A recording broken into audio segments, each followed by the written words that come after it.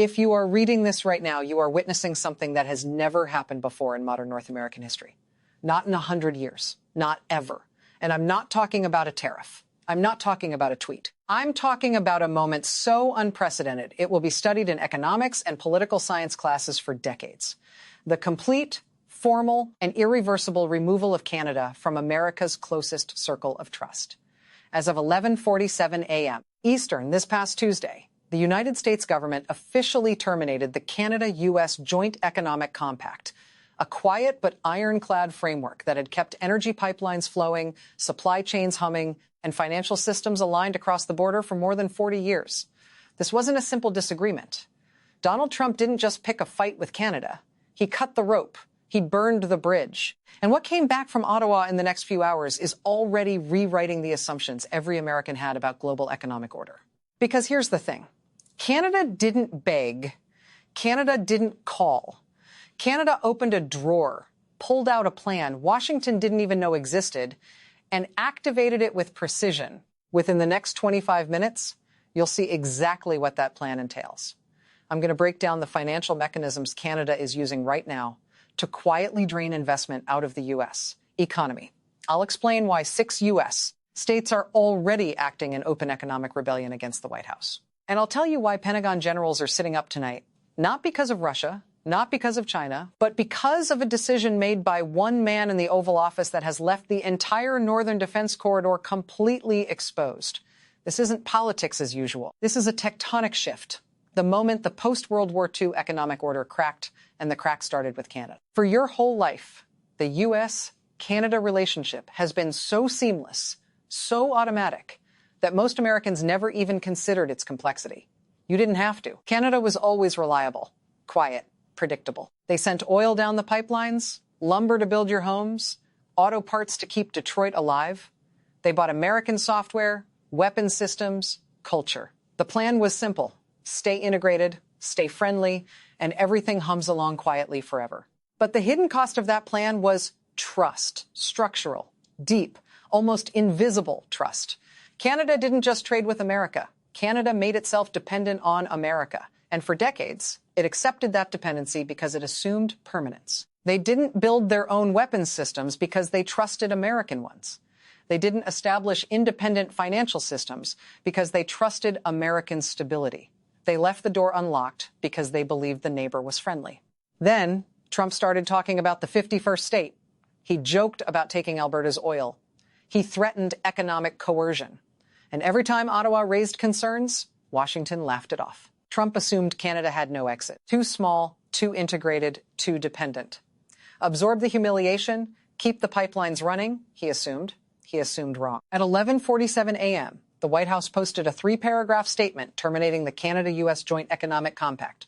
No press conference, no warning, no diplomatic channel. Just a notice online, almost like a parking ticket. Within minutes, the financial shockwaves rippled across Toronto and Ottawa. The Canadian dollar dropped. The stock exchange halted trading on 6 major financial sector stocks. And within 22 minutes, Prime Minister Mark Carney delivered a 9-word sentence that will echo in finance ministries from Berlin to Tokyo. Canada does not negotiate under pressure. Canada prepares. And prepare they did. 8 months in secret, Canada's finance ministry, the Bank of Canada, and its largest pension funds drafted what they called Operation Northern Anchor, a 9-4-page emergency economic sovereignty plan designed to function entirely independent of American financial infrastructure. 31 billion Canadian dollars allocated across 5 critical sectors. Independent energy corridors to Europe and Asia, a domestic bond market bypassing U.S. clearing houses, a new Arctic logistics network, a sovereign digital payment system excluding the U.S., Federal Reserve, and a fast-tracked immigration program specifically targeting American tech and medical professionals ready to leave. Pause and read that last one again. Canada isn't just defending itself. Canada is actively recruiting your engineers, your doctors, your scientists. They aren't building a wall, they are building a magnet. While the White House processed the morning statement, Canada's trade minister was already en route to Brussels. Premiers in British Columbia and Ontario convened emergency economic councils. And the country's largest pension funds, holding over $2.1 trillion in assets, quietly began shifting U.S. Treasury exposure from 34% to a floor of 19%. This isn't symbolic. It's a tectonic shift in the bond market, one that no headline could fully convey. Here's what's being missed in mainstream discussions. The weapon Canada holds is money itself. Not oil, not lumber, not trade volume. It's the trillions invested by Canadian institutions over decades inside the U.S. financial system. TD Bank operates hundreds of branches along the eastern U.S. Royal Bank of Canada manages pension and municipal assets in dozens of American states. Canadian pension funds own stakes in airports, toll roads, data centers, hospitals. Informal guidance was quietly given to initiate a structured liquidity review of U.S. facing portfolios, a polite way of saying, figure out how fast we can withdraw without legal disputes. One senior Canadian bank economist put it bluntly. The Americans think this is a trade dispute. They're on the wrong battlefield. The battlefield is capital allocation, and we are already winning. Imagine being a city government in Ohio, relying on Canadian institutional capital to underwrite bonds. Now imagine that capital being redirected to Rotterdam or Melbourne. Borrowing costs rise, school expansions halt, roads go unpaved. The pain builds quietly, only to appear months later as financial jargon that no one can untangle. This is what happens when a president who thinks in slogans takes on a central banker who thinks in systems. And that's just the start. While the financial war is invisible and the trade war is loud, a third war is emerging in the Arctic. Trump has long been obsessed with Arctic dominance. Greenland wasn't the prize itself. It was a potential pivot to controlling new polar trade routes. Canada has always controlled the Northwest Passage. Until this week, that tension was manageable. Not anymore. Operation Northern Anchor includes immediate deployment of ice-capable patrol vessels along disputed Arctic waterways. Translation. Canada now physically occupies waters Americans assumed they could transit freely, attempting to move a U.S. commercial or military vessel without authorization will meet a polite but firm Canadian refusal. This is no small geopolitical gesture. Russia, observing in real time, has been monitoring this northern corridor for decades. NORAD's alliance with Canada historically guaranteed uninterrupted radar coverage and a unified northern defense. That alliance is fractured. Intelligence sharing and operational access are at risk. Trump just handed Moscow a vulnerability, a gap 30 years in the making. While the Arctic and financial fronts were unfolding, a third battlefield emerged quietly, but with staggering consequences right inside the offices of U.S. governors. Michigan, Wisconsin, Minnesota, New York, and Vermont, 5 states. A mix of Republican and Democrat leadership moved faster than anyone expected. Within 6 hours of the White House announcement, all 5 issued nearly identical statements, careful to avoid calling Trump out by name, but making their position crystal clear. They declared that their states would honor existing trade and infrastructure agreements with Canadian provinces regardless of federal policy. Economic delegations were dispatched immediately.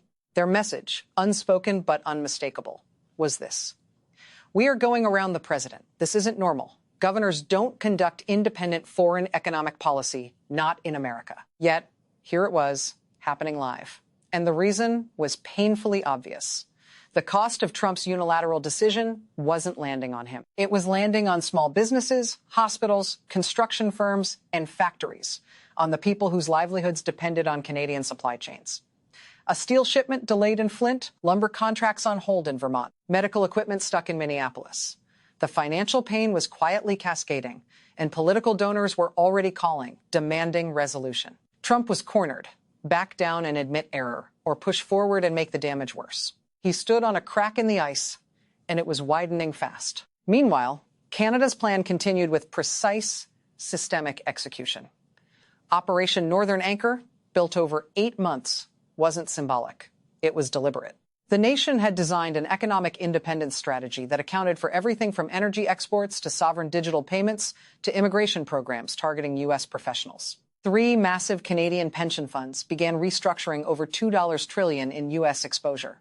Across the northern border, governors were rewriting the script of American federalism in real time. And in the Arctic, Canada established continuous sovereign presence along disputed waterways, putting physical and legal pressure on U.S. naval operations that had gone unchallenged for decades. The dominoes were falling quietly, methodically, and the global implications were immediate. Markets in Asia opened with a stronger Canadian dollar and a weaker U.S. dollar.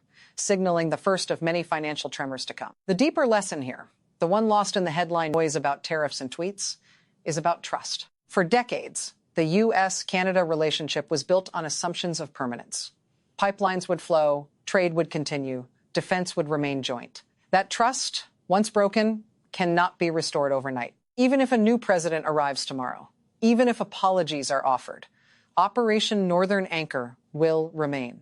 Canada has built independence into its DNA. They have learned that dependency is a vulnerability, and they are armored against it. The American century, historically anchored in alliances, military, economic, cultural, faces a profound question.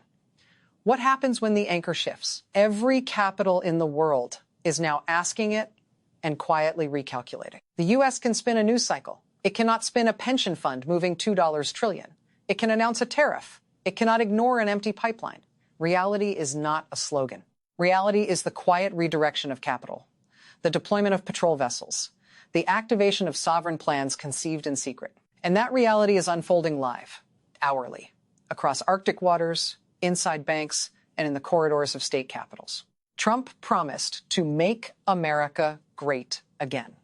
What he has done instead is make Canada independent for the first time in a generation. The trust that underpinned decades of integration, financial, industrial, defense, has been broken, and once broken, it is never fully restored. Canada will not return to dependency. They will not rebuild that bridge. They have fortified themselves with both planning and execution. For the average American watching this, the consequences may feel distant, abstract, buried beneath technical financial terms or political commentary.